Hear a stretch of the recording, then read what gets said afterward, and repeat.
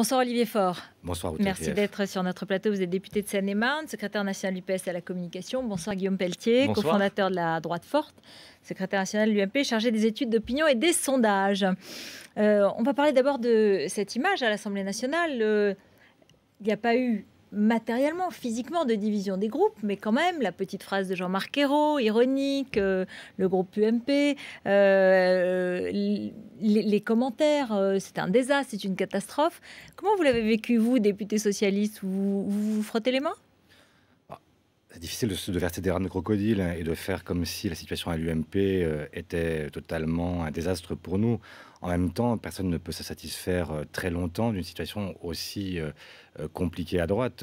Et j'ai envie de dire, au fond, soit vous revotez tout de suite, soit choisissez de ne plus vivre ensemble. Mais ce feuilleton politique qui dure depuis plus d'une dizaine de jours est insupportable pour les Français. Et je pense d'abord pour vos électeurs qui doivent considérer que vous avez trahi le mandat qu'ils vous ont confié. Et donc, il est temps d'éclaircir les choses. C'est trop long. Ça fait 10 jours que personne ne comprend l'opposition entre les uns et les autres. Bon, maintenant, allez au bout de vos logiques. Et si vraiment il n'y a plus de possibilité pour vous de vivre ensemble, séparez-vous. Moi, je ne sais pas si j'aurais donné des conseils au Parti socialiste en 2008 au moment du congrès de Reims. Évidemment que le spectacle est pitoyable, je l'ai déjà dit la semaine dernière. En même temps, même si c'est sans doute pas exceptionnel, Jean-François Copé et François Fillon se parlent depuis un peu plus de 24 heures. Moi, je crois que la solution, la solution qui est imaginée par les uns et les autres, mon avis, doit reposer sur deux piliers. En tout cas, moi, c'est la proposition que je fais régulièrement.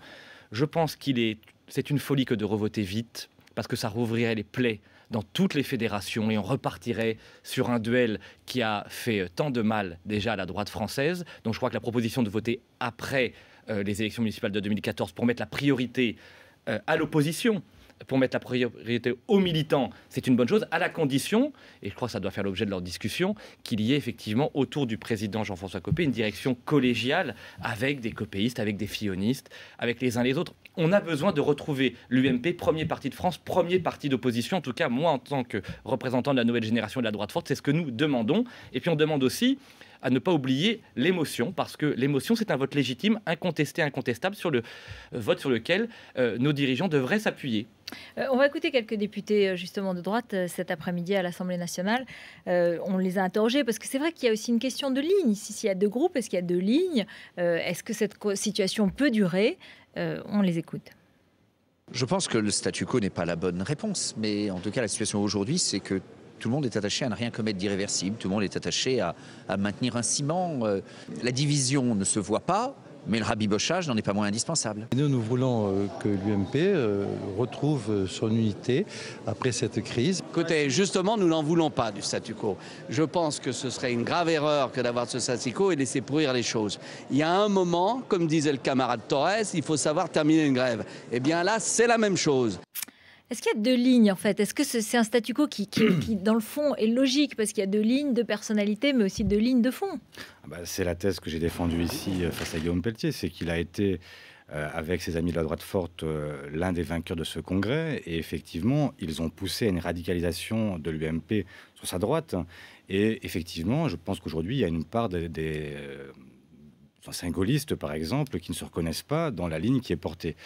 Mais je voudrais souligner aussi que ce qu'on est en train de vivre, c'est quand même aussi non seulement l'implosion de l'UMP, mais c'est aussi un dommage collatéral qui s'appelle Nicolas Sarkozy.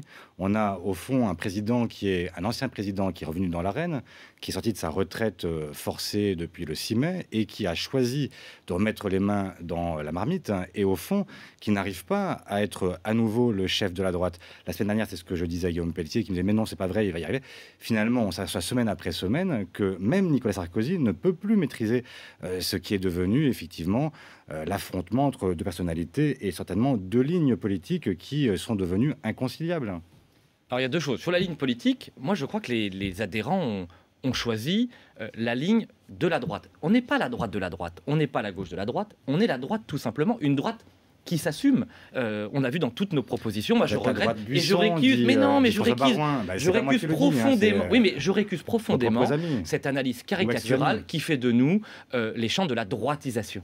Voilà. je ne crois pas à ce mot, qui est une sorte de gaz incapacitant envoyé par nos adversaires pour nous empêcher de gagner la bataille des idées. Vous avez vous-même conduit Nicolas Sarkozy et puis ensuite l'UMP. Quand Nicolas Sarkozy fait des propositions de 2007, fait ses propositions de 2012, et quand dans son prolongement, nous faisons les propositions de la droite forte autour d'une droite qui s'assume, qui est fière d'elle-même et qui n'a plus honte de ne pas être de gauche, c'est une droite qui s'assume. Apparemment, François Fillon ne le voyait pas exactement de la même façon. Mais là encore, attendez, c'est intéressant ce que vous dites, parce que François Fillon, quand il fait la proposition, par exemple, suivante, de supprimer l'acquisition automatique de la nationalité française, c'est une proposition qui est forte, qui est audacieuse, qui est courageuse. Donc je ne crois pas qu'il y ait d'un côté un Jean-François Copé droite forte et un côté François Fillon droite molle. C'est beaucoup plus compliqué, complexe que cela. Ce qu'on voit quand même, c'est que la droite forte que vous incarnez, c'est quand même la droite qui est faible avec les idées du Front National. Vous avez quand même pas du tout repris une Olivier partie Faure, de leur thèse depuis très longtemps. Pour la 250e fois. Vous me le redites, et je le dis d'autant plus. Parce que c'est ma conviction. Je suis opposé à tout accord avec le Front National, mais la meilleure réponse à la montée du Front National, c'est une droite qui s'assume. Et ça n'est certainement pas une droite faible ou une gauche ringarde et idéologique. Mais c'est une droite faible par rapport au Front National qui reprend partie de ses thèses. Du gouvernement qui justement a été un peu épargné des feux de l'actualité, notamment de nos projecteurs peut-être un peu, grâce à ce feuilleton de l'UMP. Le gouvernement, est-ce qu'il a reculé devant Mittal? C'est une des questions aujourd'hui, après notamment le texte de l'accord qui est publié par lemonde.fr ce soir. 53 millions d'euros sur les 180 millions d'investissements sur 5 ans seront consacrés à des investissements stratégiques.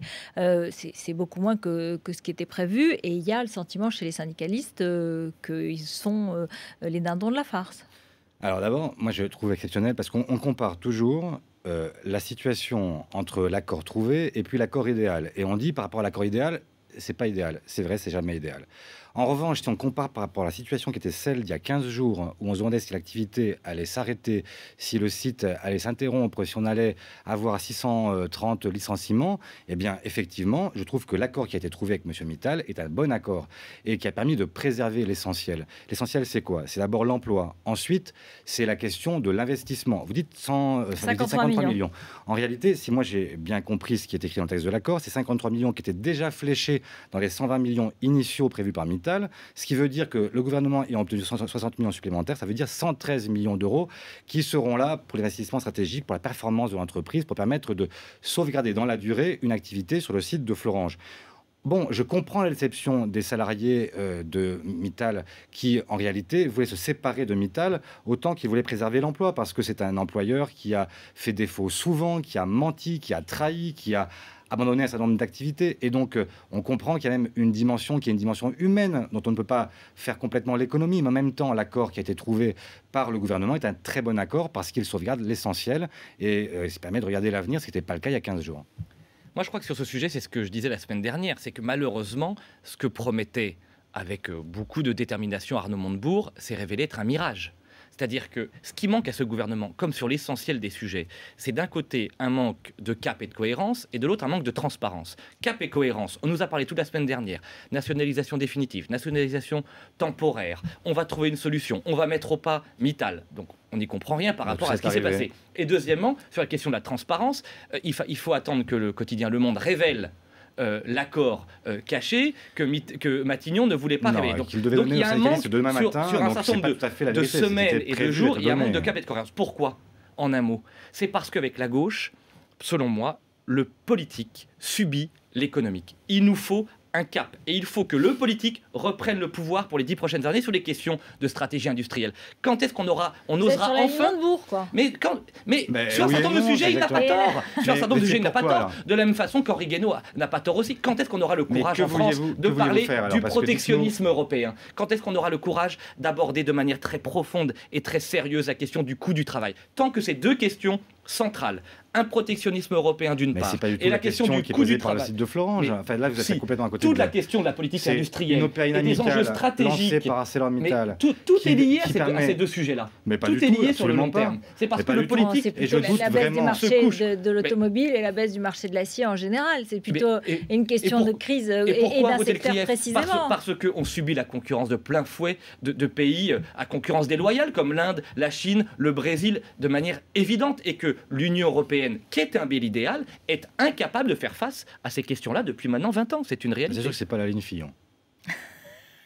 Fillon était un souverainiste, je crois, avec... Je ne sais pas, en tout cas, s'il défendrait les mêmes idées que vous, et même c'est la ligne Copé. Parce que franchement, là, il y a c'est peut-être le problème de l'UMP, c'est qu'il y a une ligne par heure et par personne. Mais pas du tout. Donc c'est difficile de s'y retrouver. Mais moi, ce que je vois... François Fillon, en 1992, en 1999, tenait ce discours-là. Oui, mais peut-être pas quand il était Premier ministre. Peut-être pas quand il était Premier ministre. Nicolas Sarkozy a toujours...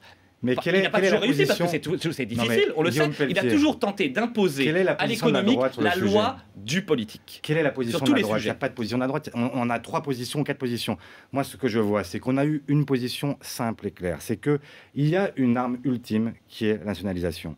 Elle a été portée notamment par Arnaud Montebourg et a permis de faire plier Mittal. Ensuite, Mittal obtempère.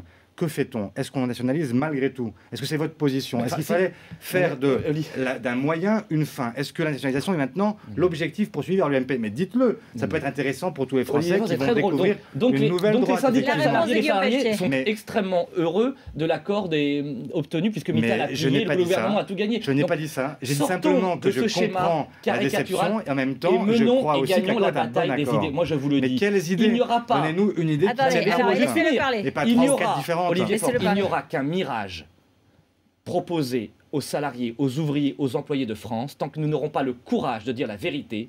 Mais c'est quelle est cette l'Union vérité européenne, dont vous nous parlez? l'Union européenne est l'union commerciale la moins protégée du monde, que c'est un courant d'air entre 2 océans et que nous n'avons pas le courage de nous protéger face à la concurrence déloyale des autres pays. C'est une réalité. Et de la même façon, sur la question du coût du travail, ça n'est pas avec la gauche et les solutions de la gauche qui taxent et qui imposent un impôt par jour, une dépense supplémentaire par jour, qu'on s'en sortira. Ça, c'est une certitude. Oui, ça, c'est votre rengaine habituelle, mais enfin, ça donne non, c'est pas une rengaine, c'est une conviction depuis très longtemps. Donc c'est parfait, ça donne absolument, c'est un discours qui est un discours connu, mais qui ne mène nulle part, si ce n'est extrêmement concret. Ça mène au studio de BFM TV la semaine prochaine. Merci beaucoup, merci tous les deux. On vous retrouve la semaine prochaine, mardi prochain. On avancera, je suis sûre. Peut-être même déjà qu'on aura avancé sur la crise de l'UMP. Peut-être. Restez avec nous, Alain Marchal arrive.